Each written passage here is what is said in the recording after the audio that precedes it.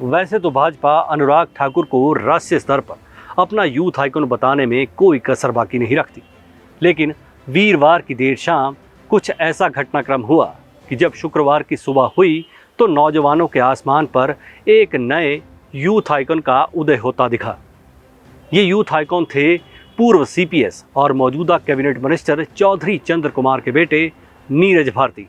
जरा चलिए सिलसिलेवार देखते हैं कि नीरज भारती ने ऐसा क्या किया कि वो अचानक से युवाओं के लिए खास बन गए।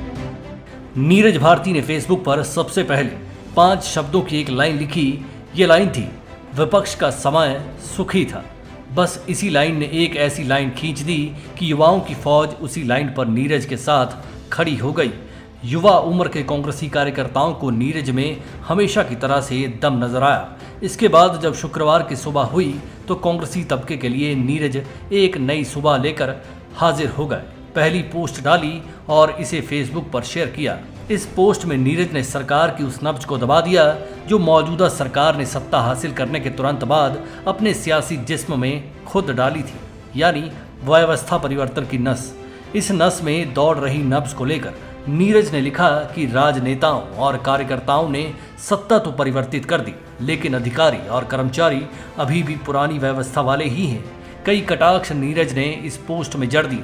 साफ लिखा कि कांग्रेसी विपक्ष में सत्ता के लिए लड़ते रहे, लाठी चार्ज झेलते रहे, सिर फुड़वाते रहे, धक्के खाते रहे, अपने ऊपर केस डलवाते रहे और अब सिर धुनते नजर आ रहे हैं। लास्ट लाइन ऐसी थी जो सत्ता पक्ष की धज्जियां उड़ाने वाली थी। ये लाइन थी, कमाल की सत्ता है और उस सत्ता का व्यवस्था परिवर्तन।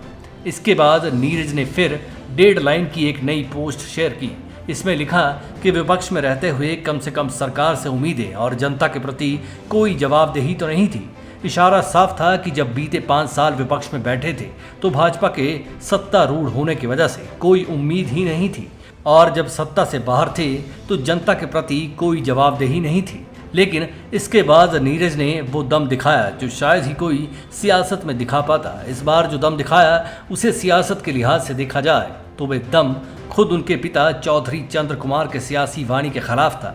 दरअसल वीरवार को चौधरी चंद्र कुमार ने राजेंद्र राणा और सुधीर शर्मा की फेसबुक पोस्ट को लेकर कड़े तेवर शिमला में दिखाए थे। नीरज ने बिना कोई लिहाज किए अपनी अगली पोस्ट में लिखा कि चौधरी चंद्र कुमार जी, अपनी ही कांग्रेस पार्टी के चुने हुए प्रतिनिधियों पर तंज कसने से अच्छा है कि आप अपने जिले पर ध्यान दें।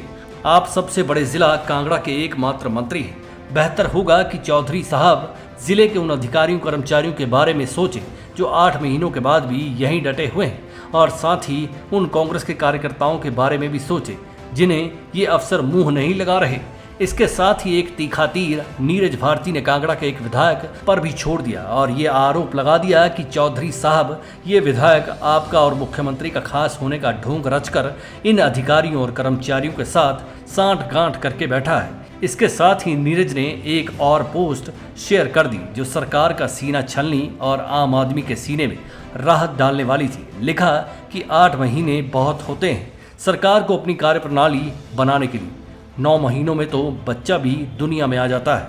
नीरज की ये तमाम फेसबुक पोस्ट्स बेरोजगारी के दौर में खाली बैठे युवाओं के दिल में उतर गए। युवाओं की एक बड़ी जमात को नीरज की पॉलिटिकली फैक्चुअल बातों में कई तरह के फैक्ट नजर आए जो उनकी जिंदगी पर इफेक्ट डाल रहे हैं। युवाओं की फौज जितनी 7-8 महीनों से शिमला सचिवालय के बाहर चीखती चिल्लाती नजर आती थी, वे पहली बार नीरज के स्टैंड पर वारी वारी होती नजर आ रही है। समाज के इन तमाम फेसबुक पोस्ट से एक बात तो साफ हो गई है कि मौजूदा दौर का युवा भी फैक्ट एंड फिगर्स को तरजीह देता है, ना कि नेताओं के नारों को। उन्हें कड़वी बातें भी सुनना पसंद है, बशर्ते वह कैसी भी हो। लिहाजा अभी तक तो ये लग रहा है कि नीरज यूथ आइकॉन बन गए हैं और इन्हें खुद यूथ ने बनाया है, ना कि किसी राजनीतिक दल की वजह से उन्हें ये तमगा मिल रहा है। Manish Kaul, black and white news.